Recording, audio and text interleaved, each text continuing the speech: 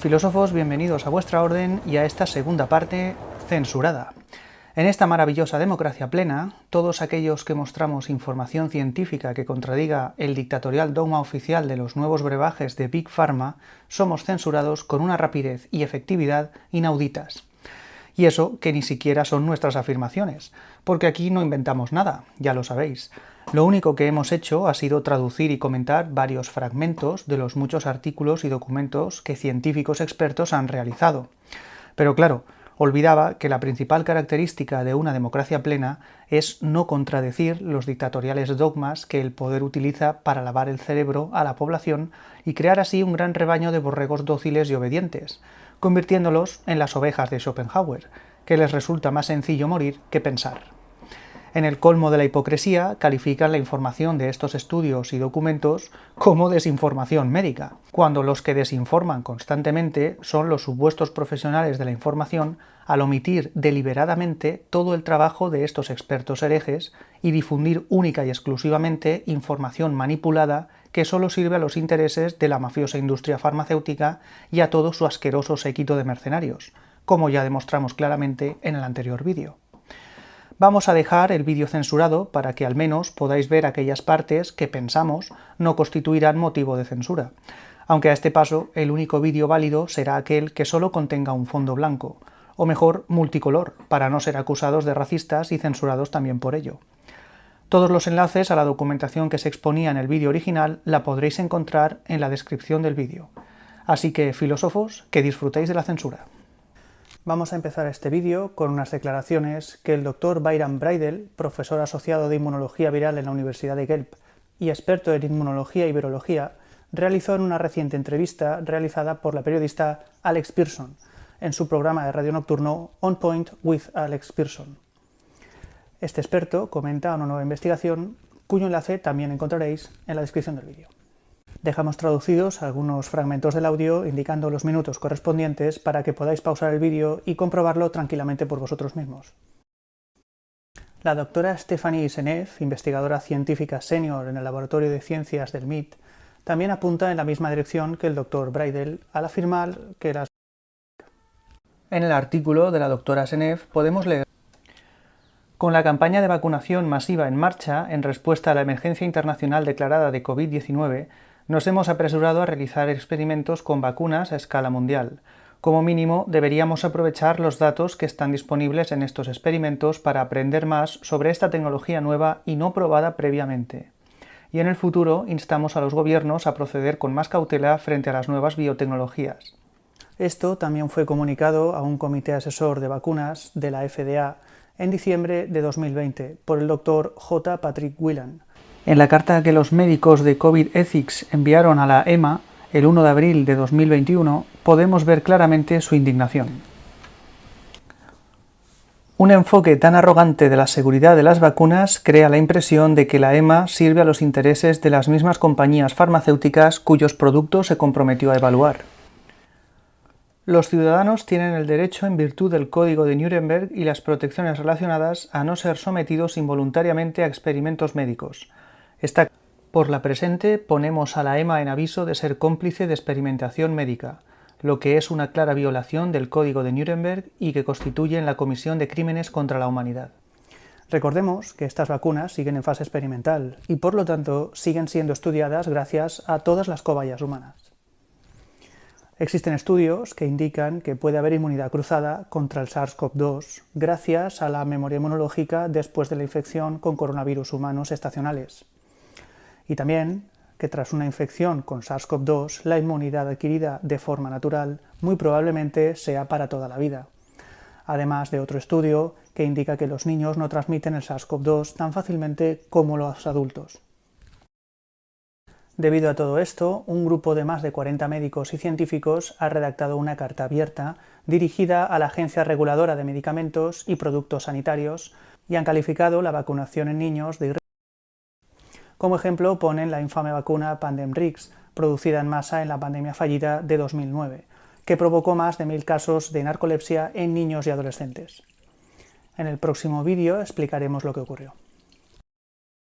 Tras ver que las cosas no están tan claras como nos quieren hacer creer, ¿Realmente son tan necesarias las vacunas para todo el mundo? Para su lucrativo negocio, por supuesto que sí. Lógicamente, los borregos oficialistas solo nombran los artículos y documentos que a ellos y a la mafiosa industria farmacéutica les interesa, a pesar de saber que la mayoría de estudios que benefician a los intereses de Big Pharma y son publicados en las prestigiosas revistas, son en realidad un fraude perpetrado por la propia industria farmacéutica, algo que ya demostramos en el anterior vídeo. Los medios de comunicación y manipulación de masas, junto con los mercenarios expertos, todos ellos comprados por la mafia farmacéutica, se han encargado de lavar el cerebro a la población utilizando su más predilecta y efectiva herramienta, el miedo, para así crear una imperiosa necesidad de vacunación totalmente inútil. Lo que deberían hacer los supuestos profesionales de la información es presentar también todos estos estudios y documentos y permitir que los expertos que se oponen al dogma oficial expresen también sus opiniones y argumentos a la opinión pública. Pero claro, eso solo sería posible en una democracia plena, cosa que a día de hoy sigue siendo una utopía. Yo, por supuesto, como ya indiqué en el anterior programa, no pienso jugarme mi salud a la ruleta rusa de las maravillosas vacunas rápidas, seguras y efectivas. La vacunación es algo complejo, no es un asunto que esté tan claro como nos quieren hacer creer en los medios de comunicación y manipulación de masas, porque ni siquiera los famosos expertos que salen a todas horas lo entienden a la perfección. Es más, incluso los mejores inmunólogos del mundo tienen una idea muy superficial de lo que es el sistema inmunitario. Veamos lo que se dice, por ejemplo, en el siguiente extracto de un artículo aparecido en la revista médica Stanford Medicine el año 2011. El sistema inmunitario sigue siendo una caja negra, dice el Dr. Gary Fadman, profesor de Inmunología y Reumatología y director adjunto del Instituto de Inmunología, Trasplantes e Infección. Si un paciente me preguntara ¿cómo está mi sistema inmunitario hoy?, no tendría ni idea de cómo responder a eso. Y soy inmunólogo. Ninguno de nosotros puede responder a eso. Es asombrosamente complejo, que comprende al menos 15 tipos diferentes de células. Dentro de cada una de esas células se encuentran decenas de miles de genes cuya actividad puede ser alterada por la edad, el ejercicio, la infección, el estado de vacunación, la dieta, el estrés, lo que sea. Realmente no sabemos lo que la gran mayoría de ellos hacen, o deberían estar haciendo, dice Davis, profesor en el Departamento de Microbiología e Inmunología. Ni siquiera podemos decir con seguridad cuándo no funciona bien el sistema inmunitario, y mucho menos por qué no funciona bien, porque no tenemos una buena referencia de lo que es y el aspecto que tiene el sistema inmunitario humano. Pese a los miles de millones que el año pasado se gastaron en estimulantes inmunitarios en supermercados y farmacias, no sabemos qué es lo que hacen, si es que hacen algo, ni siquiera qué significa estimulante inmunitario. Cuanto más descubren los científicos sobre el sistema inmunitario, más se percatan de su asombrosa complejidad. A pesar de que en inmunología ni siquiera se ha traspasado la punta del iceberg, los ignorantes y prepotentes científicos llevan más de 200 años manipulando con vacunas los sistemas inmunitarios de las personas sin entenderlos. Por lo que no es sorprendente que la historia de la vacunación esté repleta de dudas, mentiras y desgracias, como veremos en los próximos vídeos. Eso es lo que ocurre cuando metes las narices en algo que no entiendes y empiezas a toquetearlo sin saber exactamente qué es lo que estás haciendo. Lo más probable es que acabes estropeándolo, si no lo han hecho ya. Veamos lo que opina el doctor Enrique Costa-Bercher en su libro Vacunas, una reflexión crítica.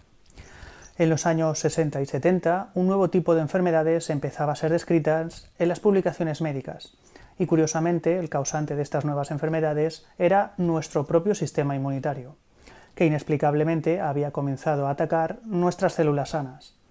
De ahí que se las etiquetara con el nombre de enfermedades autoinmunes.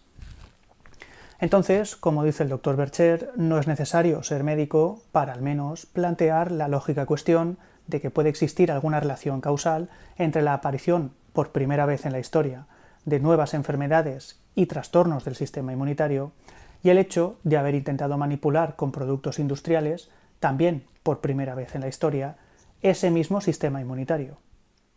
Pero claro, ¿cómo van siquiera a plantearse los expertos y doctos científicos que sean precisamente ellos los responsables de semejante estropicio? Otro asunto que conviene comentar es el del posible origen artificial del virus. En los últimos tiempos se han publicado dos extensos reportajes periodísticos en dos medios importantes planteando un caso de duda razonable sobre la posibilidad de que el SARS-CoV-2 provenga del Instituto de Virología de Wuhan. el primero en el periódico de divulgación que dirige el MIT y el segundo en The Bulletin. Además, recientemente se han publicado miles de correos electrónicos de Anthony Fauci, la autoridad médica en coronavirus de Estados Unidos, que demuestran las sospechas al inicio de la pandemia de que el origen del virus podría estar en el laboratorio chino.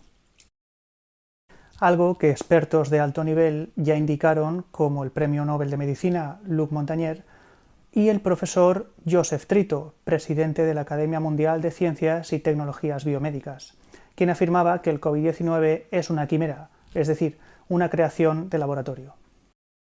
Sin embargo, toda la chusma oficialista los tachó inmediatamente de conspiranoicos, basándose principalmente en dos breves artículos publicados en marzo de 2020. Ambos tenían la clara intención de cerrar cualquier discusión sobre la posibilidad de que el virus se originara en un laboratorio. Uno en Nature Medicine, en el que se afirma categóricamente que nuestros análisis muestran claramente que el SARS-CoV-2 no es una construcción de laboratorio o un virus manipulado a propósito. Y el otro en un comunicado en la revista The Lancet, en la que se afirmaba que científicos de múltiples países han analizado genomas del agente causal y los resultados concluyen de forma abrumadora que el origen está en la vida silvestre. Pero, como no podía ser de otra forma, esto ha resultado ser otra herramienta de propaganda oficialista, porque tan abrumadora no parece que sea la evidencia, aunque si habéis visto el anterior vídeo ya sabréis cómo funcionan las prestigiosas revistas científicas y la poca credibilidad que tiene la mayoría de las publicaciones que supuestamente confirman lo que el poder nos quiere vender. Si asumimos la hipótesis de que el virus se ha creado en un laboratorio, se presentan dos posibilidades. O bien se ha escapado debido a un fallo de seguridad, lo que sería altamente improbable dado el nivel de bioseguridad de las instalaciones, el máximo posible, nivel 4, aunque no es imposible. O bien lo han soltado, con fines nada filantrópicos, obviamente. Como vemos, existen datos más que suficientes que contribuyen a dudar o incluso a no creerse ni una palabra de lo que nos diga el repugnante y mafioso sistema médico-farmacéutico ni todo su séquito de mercenarios. Podemos nombrar alguno más. Por ejemplo, el famoso y filántropo fundador de Microsoft, Bill Gates, dona más de 500 millones de dólares al año a la OMS, casi un 10% de los fondos que recibe dicha organización, siendo su mayor contribuyente privado, lo que evidentemente influirá en las políticas de este organismo de la ONU. Es lógico, pues, pensar que muchas de las decisiones que toman los supuestos guardianes de la salud mundial benefician a los intereses de este señor y a su industria, en lugar de centrarse en nuestra salud y bienestar, como hipócritamente afirman. Otro ejemplo. En el libro Vacunas, verdades, mentiras y controversias, del Dr. Peter Gotch, aparecen las siguientes declaraciones del investigador de la gripe, epidemiólogo y, por tanto, experto, Tom Jefferson. La prevención de la gripe se ha convertido en una industria basada en datos científicos erróneos e impulsada por legisladores envueltos en conflictos de intereses. ¿Cuántas muertes pueden achacársele cada año? La respuesta es, puede que 300 o puede que 9.000, no estamos seguros. Y si no lo sabemos, ¿por qué aplicar unas políticas tan costosas? Y sobre todo, ¿cómo las evaluamos? El miedo a la población justifica medidas sin justificación alguna. Lo único cierto son los beneficios de la industria. Si, como afirma este experto, el caso de la gripe es una farsa porque se exagera su extrema peligrosidad para infundir miedo a la población y así lograr que se vacunen todos, porque eso es lo que a las mafiosas autoridades sanitarias les interesa, ¿no es lógico pensar que algo parecido puede estar ocurriendo con la actual pandemia? Y más aún sabiendo cómo funciona todo el cotarro oficialista. ¿Puede alguien asegurar que todo lo que está ocurriendo en estos tiempos de ignorancia tiene realmente tanta peligrosidad para todo el mundo como los manipuladores medios de información nos quieren hacer creer? ¿Cabría la posibilidad de que todo lo que estamos viviendo actualmente no sea más que una realidad falsa hecha a la medida de quienes ejercen el control?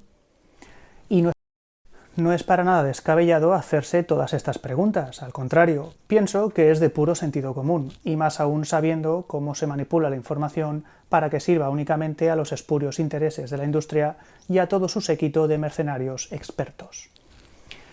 A los que planteamos tales cuestiones, es decir, a aquellos que decimos usar nuestro cerebro y pensar, se nos suele etiquetar de conspiranoicos, negacionistas y estupideces por el estilo. Y es que todos esos ingenuos aborregados que ponen etiquetas como único argumento a su ignorancia están convencidos de vivir en un mundo maravilloso, en el que no hay opresores ni oprimidos, los políticos son adalides de la verdad, las multinacionales son benefactoras de la humanidad y los científicos son seres iluminados elevados por encima del común de los mortales, como si fueran los heroicos líderes de una nueva religión secular. Creo que ha quedado sobradamente demostrado que ni a las autoridades sanitarias ni al infame sistema médico-farmacéutico les importa lo más mínimo nuestra salud, y por tanto no son de fiar. Así que, como ya he dicho, resulta lógico y legítimo que los que decimos usar nuestro cerebro dudemos de todo aquello que lleve el infame sello oficial. Llegados a este punto, y ya para terminar, surge la gran pregunta: en medio de todo este formidable caos, ¿a quién debemos creer? Pues yo al menos tengo muy claro a quién no voy a creer, que cada uno juzgue y elija. Por mi parte, mientras la ciencia no sea libre de los poderes que la corrompen, admita sus limitaciones y carencias epistemológicas y acepte que existen otras formas de conocimiento que pueden resultar más útiles en ciertas circunstancias, por ejemplo, en lo que respecta a la salud y entendimiento del ser humano, lo que implicaría dejar de considerar las medicinas alternativas como alternativas y empezar a utilizarlas como lo que son, medicinas con mayúsculas. Hasta que no ocurra todo esto, la ciencia, para mí, no tiene credibilidad alguna, ni mucho menos legitimidad para ir imponiendo sus creencias a nadie. Puesto que el objetivo de la ciencia no es, como escribe el filósofo Umberto Galimberti, la voluntad de saber, sino la voluntad de dominar, toda su utilidad se reduce a ser el principal instrumento manipulador de una industria sin escrúpulos. Esto nos podrá hacer más tecnológicos, sin duda, pero definitivamente no nos hará ni más sabios, ni más saludables, ni tampoco más felices. El premio Nobel de Física, Erwin Schrödinger, en su libro Ciencia y Humanismo, lo expresó así. Considero además muy dudoso que la felicidad en la humanidad haya aumentado gracias a los progresos técnicos e industriales. Un libro que, por cierto, recomiendo leer. En el próximo vídeo recordaremos la pandemia fallida de gripe porcina de 2009 y la nefasta vacuna Pandemrix. Filósofos, nos vemos allí. Un fuerte abrazo.